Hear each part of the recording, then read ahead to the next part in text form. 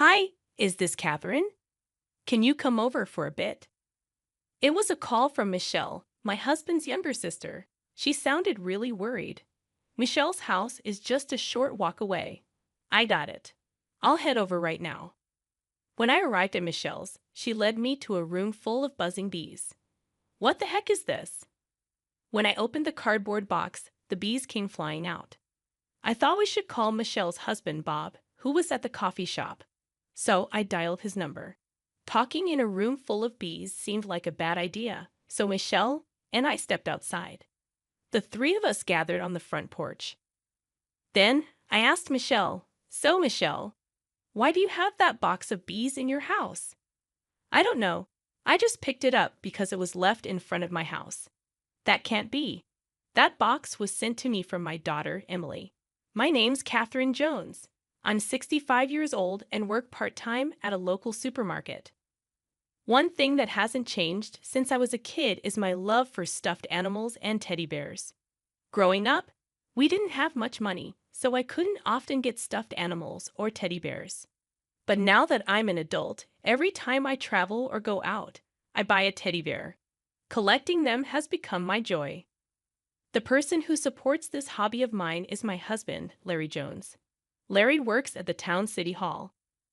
About a year ago, there was a teddy bear I desperately wanted. It was a limited edition online item, a collaboration between a popular brand and character. However, I had never shopped online, so I was going to give up on getting it. That's when I talked to Larry about it. "Leave the online shopping to me. We recently started ordering things online at my workplace." "Really?" "Yes. I'll order it for you." "Oh, Larry, you're always so reliable. Thank you." With that, Larry promptly took out his laptop and showed me how to order, helping me through the process. Whenever I had troubles, Larry was always there to help. After that, I began to order everything online, from daily necessities and groceries to even teddy bears. Around December of that year, the supermarket I worked at entered its busiest season. Being experienced at the job, I started working almost every day. With this busy schedule, I had limited time to pick up items I'd ordered online. Larry was even busier.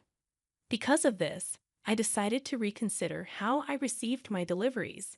Recently, I learned that there's a way to have my packages left by the front door even if no one is home. They'd leave the package there. So from then on, I've primarily been using this service for my packages. Just the other day, while I was on break at work, I received an email from the delivery service. It was a notification that my package had been delivered. I'd received similar emails many times before, so it seemed normal. However, when I got home later and entered the gate of my house, arriving in front of the door, I looked around at the ground. The package that should have arrived wasn't in its usual place. Thinking of other possibilities, I stepped back outside the gate. "Strange," I muttered. The sound of crows echoed in the sunset-colored sky. Larry hadn't returned from work yet, but it was about time he'd be coming home with dinner to prepare before he got back. I decided to set aside the delivery issue and went inside. Once I started cooking, I got so focused on the task that I completely forgot about the missing package. The following days were busy with house chores and work, and I hadn't found the time to address the undelivered package. Then, on a Sunday morning that weekend while watching the news, Larry said, "I'm in the mood for that omelette." He was referring to the omelette from a cafe we often visit. This cafe is run by Larry's sister, Michelle, and her husband, Bob, is the chef and owner of the place. Both of us, having a rare day off, decided on a whim to visit that cafe. Larry suggested, "Would you like to go to that cafe?" "Sounds good, let's go," I agreed. Though we call it our favorite spot, we only go about once a month. Usually, it's when either Larry or I express a desire to visit, because Bob's omelettes are exceptional and one of Larry's favorite dishes. That day, like many others, we decided to head over to the cafe. The cafe is just around the corner from our house. Under a cloudless blue sky, the two of us walked towards the cafe. Upon opening the door of the cafe, a metal doorbell jingled. "Welcome." "Hey, here you are. Thanks for coming in. Please take a seat at the counter," Michelle greeted us. We were guided to seats right in front of the kitchen counter. Well, both of you together. How are y'all doing? Bob asked. As always, we're doing well, Larry replied. Even though there were only 4 people inside, the atmosphere felt bustling. I really love this cheerful vibe. Thinking this place is wonderful? I asked. Bob, can we get 2 of the usual? Leave it to me, Bob said with a smile. With that, Bob began cooking. He skillfully cracked and whisked 4 eggs, pouring them onto a pan and shaping them. He served them onto 2 plates, adding some Italian parsley, and then passed them to Michelle. Here you go, 2 servings of omelets, Michelle said, placing the plates in front of us. This is so delicious. I've had it many times and know the taste, but it's the kind of dish I suddenly crave. And it's always delicious, Larry commented happily. After we finished eating, we were served coffee. This dish is always so tasty, isn't it? Thank you, I said gratefully. With that, Michelle sat across the counter facing me. That's when I noticed something. Michelle was wearing earrings that looked just like the ones I'd ordered online. Without thinking, I said, Michelle, those earrings are so cute. Where did you get them? Michelle replied with a smile. Oh, really? Thank you. I got them online. Yeah, online shopping sure is handy, I remarked. Michelle nodded and said, yeah, that's right. But when I'm running this cafe all the time, I hardly get back home during the day. I don't even have time to receive packages. Well, how about asking to have your packages left by the door? I suggested. Michelle looked a bit surprised and asked, is there such a thing? At that point, I decided to explain the concept of the service in detail. As I was explaining, I recalled and shared my own experience with it at home. It's a good service, but sometimes there are mistakes. There have been a few instances where I haven't received my packages even though I've paid for them. I really should call the courier company about it, but I just haven't had the time. Michelle responded empathetically. Oh, I see. So that happens. I took this moment to check the status of my packages to be delivered. At the top of the list, the limited edition teddy bear I'd ordered was shown as preparing for shipment. I pointed it out to Michelle and said, look, Michelle, it says it hasn't been delivered yet. Then I pointed to the second item which read delivered. It was a cosmetic product. This should have already arrived at my place, I added, but it hasn't. That's strange. I hope you find it, Michelle replied. At that moment, I looked over at Larry. Larry and his friends were having a different conversation, but soon they joined in on our topic. Well, guess we should just wait for it to be delivered someday, Larry said with a carefree smile. Larry's always been such a laid-back guy. He doesn't seem to take things too seriously. We continued our casual chat for a while before leaving the cafe. On the way home, I impulsively checked the delivery history on my smartphone. Nothing had changed. Most of the packages were marked as delivered. I wondered why it hadn't arrived and thought of various possible reasons. Maybe the local post office was holding it, or it got delivered to the wrong house. I was pretty sure no one in my neighborhood would just take a package left outside someone else's door. Right now, I was mostly concerned about whether that limited edition teddy bear would be delivered as promised. Whether or not I pursued the issue would depend on if that teddy bear arrived. That's what I was thinking to myself. 2 days had passed since I went to the coffee shop. Right after work, I eagerly checked my smartphone.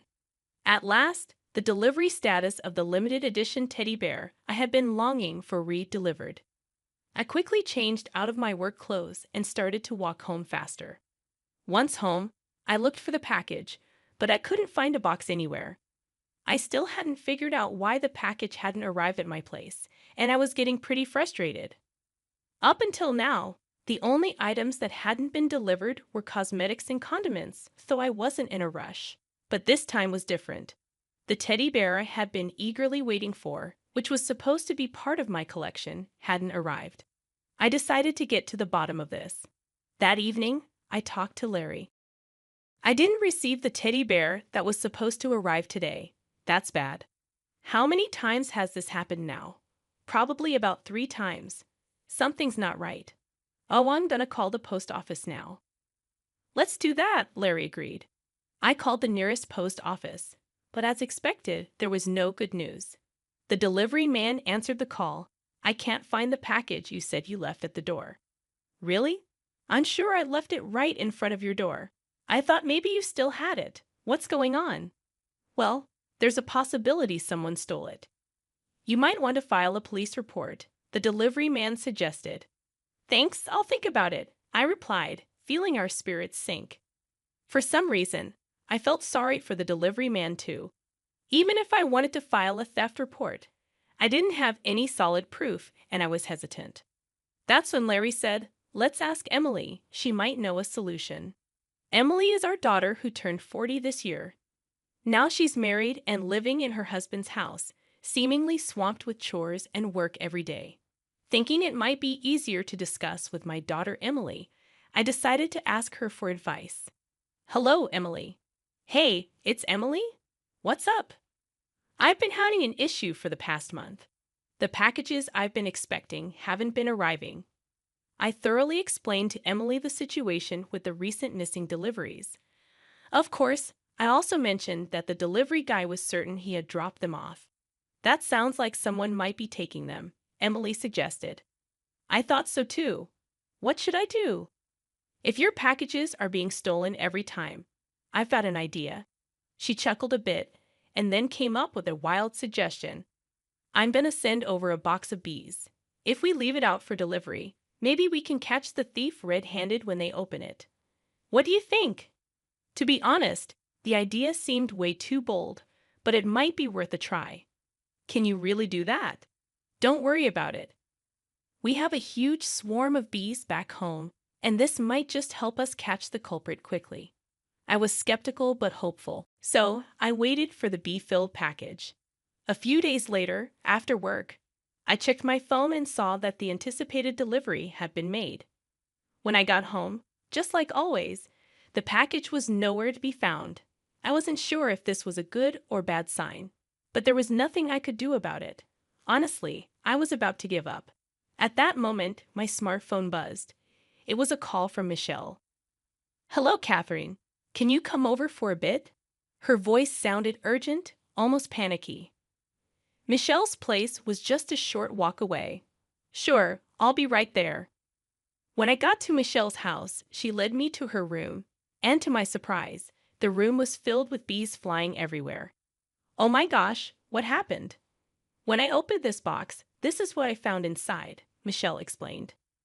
First, I was shocked to find bees buzzing all around the room, and even more shocked to find out that Michelle was the culprit. I had been told by Emily that bees don't sting at this time of year unless they're provoked, so I hadn't been stung yet, but I was not sure about Michelle. I think I should call Bob, who should be at the coffee shop, I said as I dialed his number, thinking it'd be difficult to discuss in a room full of bees. Michelle and I stepped outside. The three of us gathered at the front door. I then asked Michelle, "So, Michelle, any idea why there's a box of bees in this house?" "I have no clue. I just picked up and opened the box that was outside." "That can't be right. That box was sent to me from my daughter Emily." "I told you, I don't know," Michelle replied defensively. "Michelle, did you steal it?" I asked directly. "No, didn't I say?" Michelle raised her voice. "If you say you didn't, mind if I take a look inside?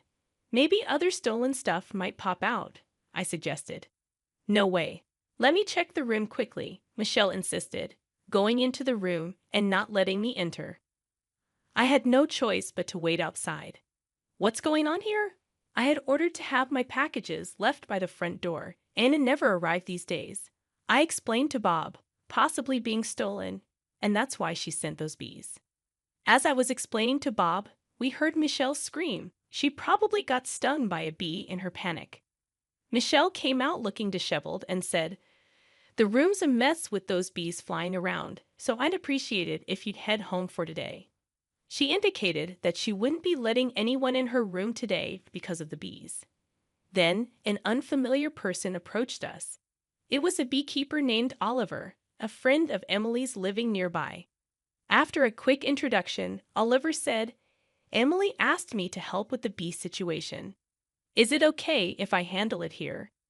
Yes, please, I replied, relieved to have someone knowledgeable about bees to take care of the situation. So while Michelle was flustered, Bob and I let Oliver inside the house to handle the bee situation. While waiting for the bees to be collected, we continued talking outside. I guess we'll be able to check the room today, I said to Bob. But I've only got stuff I bought. There's no point in checking, Michelle suddenly asserted, probably intending to insist that everything in there was hers. 30 minutes later, Oliver completed collecting 900 honeybees. Shocked by the sheer number of bees, the three of us entered the room. I took a quick look around and then started searching every corner. To my surprise, I found daily necessities like fabric softener and cosmetics I had ordered scattered here and there. So you've been taking all of these too, huh? No, I told you, Michelle denied. I showed her the order history on my phone that had those products listed. You still gonna deny this? Well, there's a chance we just bought the same things, right? Michelle tried to explain. I was slightly exasperated, but I didn't give up. I searched for that teddy bear, and near the edge of the sofa, I found a familiar-looking teddy bear. Is this teddy bear also one you bought? I asked Michelle. Yes, she replied. I knew this teddy bear was a limited edition, and each had its own serial number. So I checked the number for my teddy bear on my phone and compared it to the number on this one. Both had the same 5-digit number. This teddy bear is mine, Michelle. It has the same number. I showed it to Michelle and Bob. I didn't know modern stuffed animals could do that, Bob muttered. Michelle just sat on the sofa, looking down silently. So it was you who was stealing from her house every time? I confronted Michelle. Yes. Michelle's voice grew heavy. What did you take? You haven't been using them all this time, have you? I asked, frustrated. I used a bit of the toner and some imported seasonings, Michelle admitted. Why would you do something like that? I asked, more curious about her motive. I was out of money. The amount I was spending exceeded what I had, that's all, Michelle explained. But why spend so much? What did you spend it on? I pressed further. Well, Michelle's words faltered. Suddenly, Bob moved quickly and picked up a piece of paper that had fallen under the couch. Hey, what's this? Don't tell me you've been. Bob showed a piece of paper with numbers and an amount. I'm sorry, I got really into it, Michelle admitted tearfully. The paper Bob showed was a horse racing ticket. It turned out that Michelle had gotten heavily into horse racing and used the money she saved by using my stolen items on bets. Then Bob dropped another bombshell. You didn't by chance take money from our cafe's earnings, did you? Just a little bit, Michelle confessed. I knew something was off with the profits. How could you? Bob was furious. It turned out she had embezzled tens of thousands of dollars from their cafe. I'm so sorry. I promise I won't do anything like this again. Please forgive me, Michelle cried loudly, apologizing. But for me, having my cherished teddy bear stolen even once was unforgivable. Her apologies did nothing to move my heart. Bob looked equally irritated.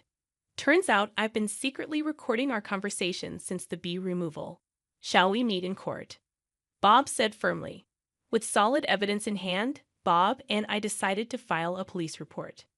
Bob decided to get divorced from her after that. Charges of theft concerning my belongings and embezzlement in the course of her duties were brought against Michelle, and she was eventually arrested. We were satisfied with the outcome. Bob's cave hired part-time workers, and sales began to rise steadily. By the way, I was given the opportunity to become the part-time team leader there. Michelle got arrested, I heard, Larry mentioned. It's for the best. I'm better off without someone like her, I replied, feeling relieved. Surrounded by hard-working folks makes me much happier now, Larry agreed. Yes, let's keep up the good work, I smiled, feeling content. From then on, I started receiving packages left at my door. Of course, many new teddy bears joined my collection. Larry and I even went on trips to collect limited edition teddy bears from various places. And every day is blissful surrounded by all these teddy bears with Larry.